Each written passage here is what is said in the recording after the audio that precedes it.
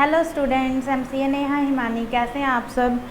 Audit की class आज record कर रही हूँ। कल आपको लॉ की क्लास मिल गई थी और मॉर्निंग में भी आपको मिसलेनियस जो हमारा लास्ट पार्ट था हमने लॉ का कवर अप कर लिया है।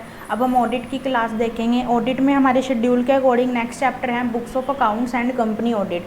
Books of accounts and company audit हम कवर अप करेंगे। बुक्स ऑफ अकाउंट्स वैसे हमारे सिलेबस का पार्ट नहीं है फुल फ्लैज, पर एग्ज़ाम में क्वेश्चन देखने को ज़रूर मिलता है। कोई एमसीक्यू आ जाता है या आईसीआई नॉर्मली कंसेप्चुअल नॉलेज के बेस पे क्वेश्चन पूछ लेता है। तो इसकी मैं एक आपको क्विक रिवीजन करवाऊंगी बुक्स ऑफ अकाउंट्स की, जिसमें आपको कंसेप्ट्स पता होने चाहिए। नॉर्मली कोई सेक्शन नंबर या उसका बर्डन नहीं है आप पे। फिर हम कंपनी ऑडिट करेंगे जो हमारे सिलेबस का पार्ट है। इससे पहले वाले लेक्चर में मैंने आपको सीएफएस और डिविडेंड करवाया था। डिविडेंड हमारा कहाँ से कहाँ तक था, 123 से 127 तक। बुक्स ऑफ अकाउंट्स इसी की कॉन्टीन्यूटी में 128 से आता है 138 तक, और देन कंपनी ऑडिट आता है 139 से 148 तक। तो ये रहता है हमारे सीरीज़ 123 से 127 डिविडेंड, 128 से 138 बुक्स ऑफ अकाउंट्स और 139 से 148 कंपनी ऑडिट। फिर हमारे 149 से स्टार्ट हो जाता है लॉ, हमारा सीए फाइनल लॉ शुरू हो जाता है। आज की राइटिंग अच्छी लग रही होगी आपको, आईपैड यूज़ कर रही हैं तुम्हारी मैम।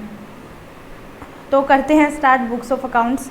बुक्स ऑफ अकाउंट्स में पहले दो सेक्शन आ रहे हैं 128 और 129। दोनों में डिफरेंस क्या है, दोनों बात करते हैं बुक्स ऑफ अकाउंट्स की और ये बात करता है फाइनेंशियल स्टेटमेंट्स की। बुक्स ऑफ अकाउंट्स की 128 बात करता है, 129 बात करता है फाइनेंशियल स्टेटमेंट्स की। ये कहता है बुक्स ऑफ अकाउंट्स जो प्रिपेयर होते हैं ये कंपनी प्रिपेयर करती है, कंपनी की मैनेजमेंट की रिस्पॉन्सिबिलिटी होती है। और बुक्स ऑफ अकाउंट्स में आता क्या है, मैक। मैक मतलब मनी रिसीव्ड और एक्सपेंडेड, ए से असेट्स एंड लाइबिलिटी, एस से परचेज एंड सेल और सी से कॉस्ट शीट। ये हमारी बुक्स ऑफ अकाउंट्स का पार्ट होते हैं। और बुक्स ऑफ अकाउंट्स कितने टाइम तक मेंटेन करने होते हैं, ध्यान रखिएगा 8 ईयर्स तक। 8 ईयर्स तक मेंटेन करने होते हैं। और सेंट्रल गवर्नमेंट जो प्रिस्क्राइब कर दे और सीजी जो प्रिस्क्राइब कर दे उस टाइम तक मेंटेन करने होते हैं हमें books of accounts. Books of accounts 8 years तक मेंटेन होते हैं। नेक्स्ट उसके बाद बुक्स ऑफ अकाउंट्स रखे कहाँ जाते हैं, कैप्ट कहाँ होते हैं, रजिस्टर्ड ऑफिस में। रजिस्टर्ड ऑफिस में कैप्ट होते हैं हमारे बुक्स ऑफ अकाउंट्स। अगर कंपनी इन इंडिया कहीं और रखना चाहती है, मतलब अदर प्लेस पे रखना चाहती है तो रख सकती है। इसके लिए बीआर पास करना पड़ेगा और आरओसी को हम 7 डे में इन्फॉर्म करेंगे। Okay. Books of accounts access कौन कर सकता है, मतलब कौन देख सकता है, तो ध्यान रखिएगा बोर्ड ऑफ डायरेक्टर देख सकते हैं, मेंबर्स नहीं देख सकते। कभी देखा है कि एजीएम में कॉस्ट शीट रखी है कंपनी ने अपनी, नहीं ना, तो मेंबर्स नहीं एक्सेस कर सकते, बोर्ड ऑफ डायरेक्टर कर सकते हैं। अगर बोर्ड ऑफ डायरेक्टर नॉलेजेबल नहीं है तो वो अपने बिहाफ पे किसी प्रॉक्सी से भी एक्सेस करवा सकते हैं, पर इसके लिए भी बीआर लगेगा। फिर books of accounts electronic mode में भी रख सकते हैं, पर फिर इसका आईपी एड्रेस वगैरह हमें आरओसी को इन्फॉर्म करना पड़ेगा। ओरिजिनल फॉर्म में रखना है, बैकअप रखना है, तो ये कुछ इसकी कंडीशंस हैं अगर आप इलेक्ट्रॉनिक फॉर्म में रखना चाहते हैं अपने बुक्स ऑफ अकाउंट्स। फिर उसके बाद इन्होंने बोला कि अगर डायरेक्टर ब्रांचेस के बुक्स ऑफ अकाउंट्स एक्सेस करना चाहते हैं तो इन इंडिया वाली के लिए तो वो विजिट कर सकते हैं, पर अगर आउटसाइड इंडिया वाली ब्रांचेज है तो विजिट अलाउ नहीं है, क्योंकि ऐसे तो डायरेक्टर फॉरेन टूर कराएंगे बुक्स ऑफ अकाउंट्स के लिए। तो आउटसाइड इंडिया के लिए वो आप विजिट नहीं कर सकते। 15 डेज़ के अंदर वहाँ से आप बुक्स ऑफ अकाउंट्स मंगवा सकते हो। आप ये कह सकते हो 15 डेज़ के अंदर हमें बुक्स ऑफ अकाउंट्स प्रेजेंट कर दीजिए, तो 15 डेज़ के अंदर वहाँ से आप मंगवा सकते हैं। होल्डिंग अपनी सब्सिडरी के बुक्स ऑफ अकाउंट्स देखना चाहती है, देख सकती है, पर अथोराइज्ड पर्सन देखेगा जो उन्होंने मीटिंग में अपॉइंट किया होगा। ऐसे नहीं है कोई भी डायरेक्टर जाके देख लेगा, ठीक है। तो ये था हमारा 128 सेक्शन। 128 सेक्शन क्या कहता है, बुक्स ऑफ अकाउंट्स मैनेजमेंट की रिस्पॉन्सिबिलिटी है, मैक आता है इसके अंदर, और फिर 8 ईयर्स तक ये मेंटेन होती हैं और सेंट्रल गवर्नमेंट जो भी पीरियड प्रिस्क्राइब कर दे। Books of accounts registered office में रखी जाती हैं। अगर आपने कहीं और रखनी है तो बीआर पास करना पड़ेगा और आरओसी को 7 डेज में इन्फॉर्म करना पड़ेगा, पर इन इंडिया ही। फिर उसके बाद एक्सेस बोर्ड ऑफ डायरेक्टर करेंगे, मेंबर्स को अलाउ नहीं है इसका access. Board of director knowledgeable नहीं है तो प्रॉक्सी से भी करवा सकते हैं, पर बीआर पास करना पड़ेगा। इलेक्ट्रॉनिक मोड में रख सकते हो आप। ब्रांचेस जो है इंडिया वाली वो विजिट अलाउ है, आउटसाइड इंडिया वाली विजिट अलाउ नहीं है। नेक्स्ट उसके बाद हम आता है 129। 129 है फाइनेंशियल स्टेटमेंट्स का। ये बोलता है अक्रूवल बेसिस पे डबल एंट्री सिस्टम फॉलो करते हुए और शेड्यूल 3 फॉलो करते हुए फाइनेंशियल स्टेटमेंट्स बनने चाहिए stand alone. Okay. Financial statements कब तक मेंटेन करते हैं, इसमें क्या क्या आता है, balance sheet, P&L, cash flow, annexures, ये सब आ जाता है। ये कब तक मेंटेन करते हैं, ध्यान रखिएगा, फॉर एवर। किसी भी कंपनी के फाइनेंशियल स्टेटमेंट जब वो कंपनी इनकॉर्पोरेट हुई थी तब से लेके आज तक उसके पास होंगे, क्योंकि फाइनेंशियल स्टेटमेंट कम होते हैं, छोटे होते हैं, तो कंपनी उन्हें मेंटेन कर सकती है। तो इसीलिए बोला कि आपको फॉर एवर मेंटेन रखने हैं फाइनेंशियल स्टेटमेंट्स। ओके, नेक्स्ट उसके बाद आता है हमारा फाइनेंशियल स्टेटमेंट्स में कंसोलिडेटेड फाइनेंशियल स्टेटमेंट्स। कंपनियां बनाती हैं जिनकी सब्सिडरी या जॉइंट वेंचर या एसोसिएट्स होती हैं, तो कंसोलिडेटेड फाइनेंशियल स्टेटमेंट्स जो हैं हमारी, वो कंसोलिडेटेड फाइनेंशियल स्टेटमेंट्स भी शेड्यूल 3 फॉलो करते हुए बनाए जाते हैं। और इसकी एक्सेप्शंस हमने पहले वाली वीडियो में कर ली थी, सेक्शन 129(3) की CFS में।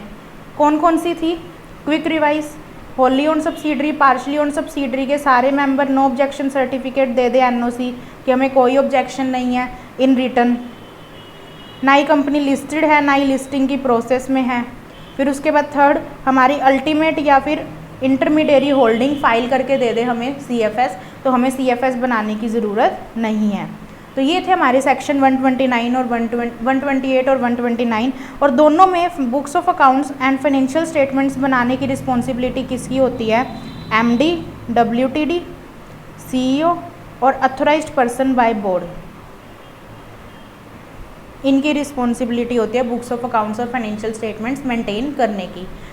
नेक्स्ट आता है हमारा सेक्शन 130 और 131। ये सेक्शंस क्या बोलते हैं, 130 बोलता है रीओपनिंग ऑफ अकाउंट और ये बोलता है वॉलंटरली रीओपनिंग ऑफ अकाउंट। सबसे पहले 130 की बात करते हैं।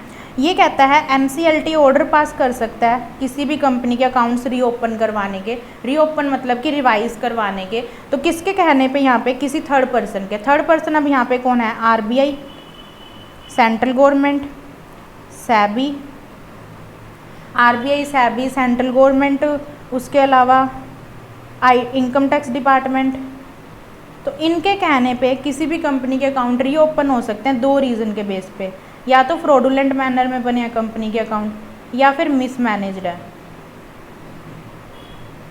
या तो फ्रॉडुलेंट मैनर में है या मिसमैनेज्ड है, तो कंपनी के अकाउंट्स रीओपन हो सकते हैं। कितने टाइम के रीओपन करवा सकते हैं हम, लास्ट कितने टाइम पीछे जा सकते हैं, 8 साल पीछे, 8 ईयर्स बैक जा सकते हैं हम और रीओपन करवा सकते हैं। ये क्वेश्चन आया था लास्ट अटैम्प्ट में। तो ऐसे बुक्स ऑफ अकाउंट्स में से एक क्वेश्चन पूछता है, तो आपको नॉलेज होनी चाहिए एटलीस्ट इसकी। तो 130 बात करता है reopening of books of accounts. ये लोग करवा सकते हैं थर्ड पार्टी 2 रीज़न के बेस पे, फ्रॉडुलेंट बने हैं या मिसमैनेज बने हैं। 8 साल के आपके रीओपन होंगे, 8 साल आप बैक जा सकते हो और अपॉर्चुनिटी ऑफ बीइंग हट दी जाएगी। ठीक है, नेक्स्ट उसके बाद आता है हमारा 131।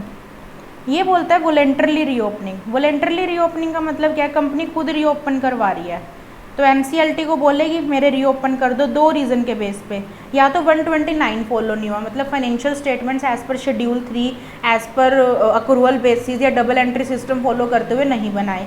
And the second next reason 134 मतलब बोर्ड रिपोर्ट का सेक्शन है ये, वो फॉलो नहीं किया। तो इन 2 रीज़न के बेस पे हम रीओपन करवा सकते हैं। और ध्यान रखिएगा 3 साल के ही। कितने साल कंपनी खुद बैक जा सकती है, 3 ईयर्स। तो 3 ईयर्स बैक जाके हम रीओपन करवा सकते हैं बुक्स ऑफ अकाउंट्स अपने। ओके, तो बुक्स ऑफ अकाउंट्स 3 साल के बैक जाके हम रीओपन करवाएंगे। और साथ में इन्होंने बोला कि ये वंस इन ईयर रीओपन होंगे, साल में एक बारी। ऐसे नहीं कि आप 2 दिन बाद फिर जा रहे हो, 2 दिन बाद फिर जा रहे हो, तो ROC वेला नहीं बैठेगा आपके लिए कि वो रीओपन कर देगा। तो वंस इन ईयर ही रीओपन होंगे। और रीओपनिंग से पहले इन लोगों को बताया जाएगा, किन लोगों को, 130 वाली पार्टीज़ को। मान लीजिए हमें पता लग गया कि इनकम टैक्स की रेड पड़ने वाली है, मैं तो अपने अकाउंट्स रीओपन करवा के मैन्युपुलेट कर दूंगी। तो इसीलिए NCLT पहले इनको बताएगा कि इस कंपनी के अकाउंट्स रीओपन कर रहे हैं हम, तो आपको कोई ऑब्जेक्शन तो नहीं है। तो ये थे हमारे 4 सेक्शन अभी तक। 128 बुक्स ऑफ अकाउंट्स 8 साल तक एक्सेस कौन कर सकता है, कहाँ रखने चाहिए, इलेक्ट्रॉनिक मोड में रख सकते हैं। फाइनेंशियल स्टेटमेंट स्टैंड अलोन और कंसोलिडेटेड की एक्सेप्शंस हम कर चुके हैं। 130 है कंपनी कोई और कंपनी के अकाउंट्स रीओपन करवाता है थर्ड पार्टी, 2 रीज़न के बेस पे मिसमैनेज और फ्रॉडुलेंट बने हैं, और कितने साल के रीओपन हो सकते हैं, 8 साल के। 131 वॉलेंटरली रीओपन कंपनी खुद करवाती है, 2 रीज़न के बेस पे। 129 फॉलो नहीं हुआ, या 134, और वंस इन ईयर ही रीओपन होंगे ये अकाउंट्स, और कितने साल तक के रीओपन हो सकते हैं, 3 ईयर तक के। नेक्स्ट 132 133 नफरा, ये सेक्शन हम पीयर रिव्यू में करेंगे। वैसे इसकी जो इम्पोर्टेंट चीज़ है वो पीयर रिव्यू में डिस्कस करूँगी मैं आपके साथ। 132 कहता है नफरा की पावर, और 133 कहता है कि सेंट्रल गवर्नमेंट को पावर है कि वो नफरा कॉन्स्टिट्यूट करेगी, जो अकाउंटिंग और ऑडिटिंग स्टैंडर्ड बनाने में हेल्प करेगी। तो नफरा ने अकाउंटिंग एंड ऑडिटिंग स्टैंडर्ड बनाने में हेल्प की, और नफरा को पावर दी गई 132 में कि वो किसी भी सीए या कंपनी को रेगुलेट कर सकती है, उस पर इन्वेस्टिगेशन कर सकती है। इसको सिविल कोर्ट की पावर है। सिविल कोर्ट की क्या पावर होती है, oath summon affidavit produce books of accounts. फिर उसके बाद कोई सीए गिल्टी पाया जाता है तो उसको 10 ईयर्स तक, 6 मंथ्स टू 10 ईयर्स तक डीबार भी कर सकती है ऑडिट और वैल्यूएशन करने से, ऑडिट एंड वैल्यूएशन करने से डीबार भी कर सकती है। 132 कहता है कि नफरा में जो मेंबर्स होंगे, एक चेयरमैन और 15 मेंबर्स होंगे, और नफरा की जितनी भी एग्जीक्यूटिव बॉडी होंगी ऑल ओवर इंडिया, उसमें एक चेयरमैन और एक मेंबर होगा। नफरा का जो भी मेंबर बनेगा उसका किसी भी सीए एसोसिएशन से लिंक नहीं होना चाहिए 2 ईयर्स तक, मतलब 2 ईयर्स का उस पर कूलिंग पीरियड लगेगा। अगर किसी भी सीए एसोसिएशन से लिंक है तो वो 2 ईयर्स तक नहीं बन सकता नफरा का मेंबर, ठीक है। तो ये था हमारा ओवरऑल नफरा के बारे में। जो इंपॉर्टेंट पार्ट है वो हम पीयर रिव्यू में करेंगे कि नफरा के अंडर कौन कौन सी कंपनीज आती हैं, वो हमें ध्यान रखनी है। नेक्स्ट उसके बाद आता है हमारा 134 बोर्ड रिपोर्ट। इसमें कंटेंट है बोर्ड रिपोर्ट के जो आपको नहीं करने हैं, आईपीसी में इंपॉर्टेंट होते हैं। कंटेंट मतलब बोर्ड रिपोर्ट में क्या क्या आता है, इस साल कंपनी ने कितना CSR किया, सीएस या ऑडिटर ने कोई एडवर्स रिमार्क किया है तो उस पर कमेंट्स करते हैं ये। फिर उसके बाद बोर्ड रिपोर्ट में हम ये लिखते हैं मैनेजमेंट ने अपनी रिस्पॉन्सिबिलिटी कंप्लीट की है, कोई अकाउंटिंग पॉलिसी चेंजेस हुए हैं तो विद रीज़न बताते हैं, कोई अकाउंटिंग एस्टिमेट्स नए किए हैं, कोई नई सेगमेंट्स ओपन किए हैं, तो बोर्ड रिपोर्ट में सारी वो जाती है जो इस साल इन्होंने किया है। तो 134 बात करता है बोर्ड रिपोर्ट की। तो इसके अंदर ऑथेंटिकेशन कौन करता है एफएस की, जब बोर्ड मीटिंग होती है तो ऑथेंटिकेशन कौन करता है, मतलब अप्रूवल कौन करता है। तो इन्होंने बोला या तो चेयरमैन अप्रूव कर दे या फिर 2 डायरेक्टर अप्रूव कर दे जिसमें से एक एमडी होना चाहिए, या तो चेयरमैन कर दे या 2 डायरेक्टर जिसमें से एक एमडी होना चाहिए और सीईओ। और इन दोनों में से जो मर्जी ऑप्शन चूज़ कर लो, कंपनी का CF और CS है अगर कंपनी में तो वो तो अप्रूव करेंगे ही करेंगे। तो क्या बोला, एक चेयरमैन कर दे या फिर 2 डायरेक्टर जिसमें से एक एमडी और सीईओ कर दे, और इन दोनों में से जो मर्जी ऑप्शन चूज़ कर लो, CF और CS तो करेंगे ही करेंगे, ठीक है। तो ये था 134। 135 CSR, अकाउंट्स में भी पढ़ के आते हो, इस पे गाइडेंस नोट FR में पढ़ते हो आप। 135 बात करते हैं CSR की, कंपनी सोशल रिस्पॉन्सिबिलिटी। एक बात ध्यान रखना, according to companies act CSR करना रिकमेंडेटरी है, मैंडेटरी नहीं है। अगर कंपनी नहीं भी करती तो उस पर कोई पेनल्टी नहीं लगेगी, बस बोर्ड ऑफ डायरेक्टर की रिपोर्ट में विद रीज़न बताना पड़ेगा कि क्यों नहीं किया। पर जो लिमिट गिवन है हमें, वो क्यों गिवन है कि CSR कमेटी बनाना जो है वो मैंडेटरी है अगर इस लिमिट में फॉल कर जाते हो तो इन्होंने बोला अगर आप इस लिमिट में फॉल कर जाते हो तो CSR कमेटी बनाना मैंडेटरी है। तो CSR कमेटी की लिमिट क्या है बताएंगे आप हमें, मैं भी चेक कर लूँ। सॉरी, CSR कमेटी की लिमिट है नेटवर्थ 500 करोड़, टर्नओवर 1000 करोड़ और हमारा नेट प्रॉफिट है 5 करोड़। अगर आपकी नेटवर्थ 500 करोड़, टर्नओवर 1000 करोड़ और पर नेट प्रॉफिट 5 करोड़ से अबव गया है तो आपको कमेटी बनानी मैंडेटरी है, CSR करना मैंडेटरी नहीं है। कमेटी बनानी पड़ेगी। और ध्यान रखना, एक बार आपने अगर कमेटी बना ली ना अपनी कंपनी में तो 3 साल तक वो कमेटी कंटिन्यू बनी रहेगी। मतलब आप चाहे एप्लीकेबिलिटी में फॉल करते हो चाहे नहीं करते, डजेंट मैटर, 3 ईयर्स तक आपको वो कमेटी बना के रखनी पड़ेगी। तो आपको 3 ईयर्स तक वो कमेटी बना के रखनी पड़ेगी, इन्होंने ये बोला। नेक्स्ट उसके बाद इन्होंने क्या कहा कि CSR करना रिकमेंडेटरी है, तो कितना कर सकते हो, इन्होंने बोला 2% of average net profit of last 3 year. तो कैलकुलेशन आ सकती है पेपर में, कैलकुलेट करके बताओ कि कितना CSR करना चाहिए। तो 2% of average net profit of last 3 year. और एक्सपेंडिचर कितना कर सकते हो, तो इन्होंने बोला 5% ऑफ CSR। जितना CSR किया है उसका 5% एक्सपेंडिचर ही अलाउ है। CSR कमेटी के जो मेंबर्स हैं वो क्या होने चाहिए, लिस्टेड कंपनी में इन्होंने बोला मिनिमम 3 डायरेक्टर, जिसमें से 1 इंडिपेंडेंट होना चाहिए और बाकियों में 3 डायरेक्टर होने चाहिए। पब्लिक कंपनी में, प्राइवेट में 2 डायरेक्टर होने चाहिए। इंडिपेंडेंट की रिक्वायरमेंट है नहीं, लिस्टेड में तो इंडिपेंडेंट कंपलसरी होता है, तो इसलिए इन्होंने बोला कि इंडिपेंडेंट डायरेक्टर इसमें आना चाहिए। CSR कंपनी खुद भी कर सकती है ऑन, और किसी और से भी करवा सकते हैं। किसी और से किससे, सेक्शन 8 कंपनी जिसका ट्रैक रिकॉर्ड अच्छा है लास्ट 3 ईयर का, हम उससे भी करवा सकते हैं CSR। CSR कौन सा करना है, तो शेड्यूल 7 बताता है कि आप CSR यहाँ करोगे। तो शेड्यूल 7 कहता है हंगरी को खाना दिया, स्लम एरिया डेवलपमेंट की, विडो को दिया जो आर्मी ऑफिसर्स की होती हैं, एजुकेशनल में कुछ किया आपने, उसे मान लेंगे। इसकी जगह आपको क्या ध्यान रखना है कि कौन सा CSR क्वालिफाई नहीं है, नॉट क्वालिफाई।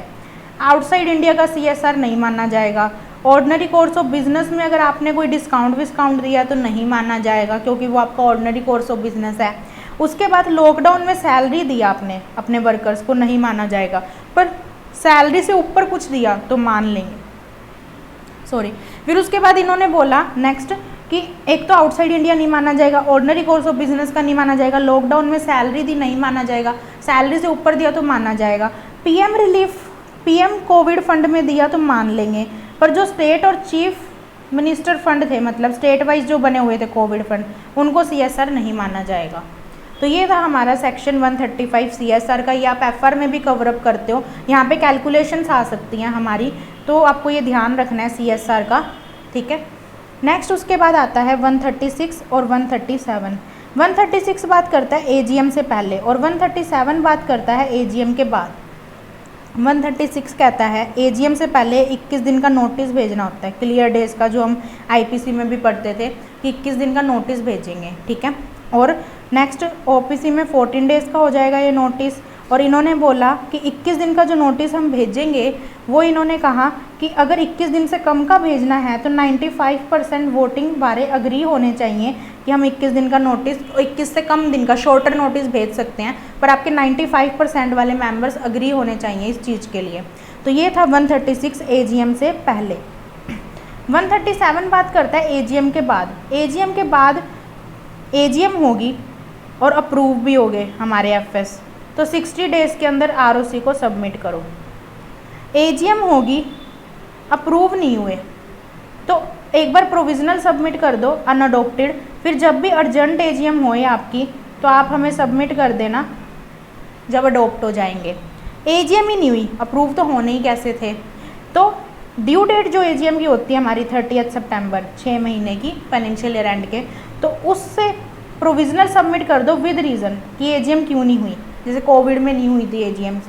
फिर उसके बाद जब भी आपकी AGM होगी, अडोप्ट होंगे, तो तब आपको सबमिट करने हैं 60 डेज़ में। तो क्या है, AGM होगी, अप्रूव हो गए, सबमिट करो 60 डेज़ में। फिर उसने बोला AGM होगी, अप्रूव नहीं हुए तो प्रोविज़नल सबमिट करो, देन अर्जेंट AGM में फिर से सबमिट करो। AGM नहीं हुई, अप्रूव तो होने ही नहीं थे, ड्यू डेट से सबमिट करो, देन उसके बाद जब AGM हो तब सबमिट करो। Last 138 internal auditor. ये इंटरनल ऑडिटर हमारे चैप्टर भी है ऑडिट में, तो इसमें मैं आपको सिर्फ लिमिट करवा रही हूँ। लिमिट ही है सेक्शन में।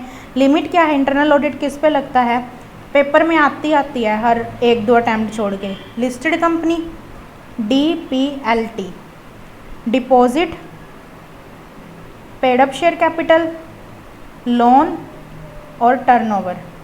DPLT 25, 50, 100, 200, 25 crore, 50 crore, 100 crore, 200 crore. DPLT, deposit, paid up share capital, loan, turnover.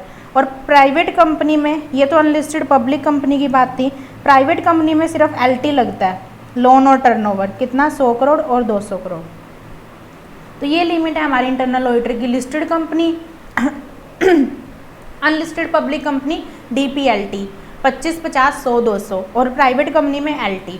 Internal auditor कोई भी बन सकता है, कोई भी professional person, CA whether in practice और नॉट, इवन कंपनी का एम्प्लॉय भी हो सकता है, आउटसोर्स भी कर सकते हैं, तो एम्प्लॉय ना भी हो तो भी चलेगा। तो ये था हमारे बुक्स ऑफ अकाउंट्स के सेक्शंस। क्या क्या थे, क्विक रिवाइज करें। 128, 129 books of accounts financial statements, 130, 131 reopening of accounts voluntarily reopening, 132, 133 नफरा, नेक्स्ट उसके बाद 134 बोर्ड रिपोर्ट, 135 CSR, 136, 137 AGM से पहले, AGM के बाद, 138 हमारा है इंटरनल ऑडिटर। तो ये थे हमारे सेक्शन बुक्स ऑफ अकाउंट्स के जो हमने कवर अप किए। ओके, तो नेक्स्ट आपको वीडियो में मैं कंपनी ऑडिट करवाऊंगी। इसी के कॉन्टीन्यूटी में हम करेंगे कंपनी ऑडिट 139 से 148 तक। तो ये हमारे हो जाएंगे सेक्शंस जो ऑडिट में कवर अप होते हैं 123 से 148। इससे पहले हमारा P हो चुका है। 500 की सीरीज़ में 500 हो गया, 501, 505, 510, 4 ऐसे ये हो गए हमारे। और 400 की सीरीज़ में कौन से कर लिए हमने, 402 और 450। CFS भी हो चुका है हमारा। ओके, तो कंपनी ऑडिट में फिर मैं आपको बताऊंगी आगे कौन से चैप्टर कवर अप होने हैं अकॉर्डिंग टू शेड्यूल। आपको शेड्यूल वैसे मैंने दे रखा है तो आप शेड्यूल में देख भी सकते हैं। साथ के साथ हमारे ऐसे चल रहे हैं। तो कंपनी ऑडिट में हम नेक्स्ट ऐसे करेंगे 520 और 530। नेक्स्ट ये 2 ऐसे करेंगे हम कंपनी ऑडिट चैप्टर के साथ। तो ये 2 ऐसे के साथ हम आज ख़त्म करेंगे कंपनी ऑडिट और फिर नेक्स्ट क्लास आपको रिकॉर्ड होएगी। तो ये था हमारा लेक्चर 6 बुक्स ऑफ अकाउंट्स। तो देखिए, इसको समझिए और सिर्फ एक कंसेप्चुअल नॉलेज ले लीजिए। इस चैप्टर का इतना बर्डन मत लेना। Okay, thank you.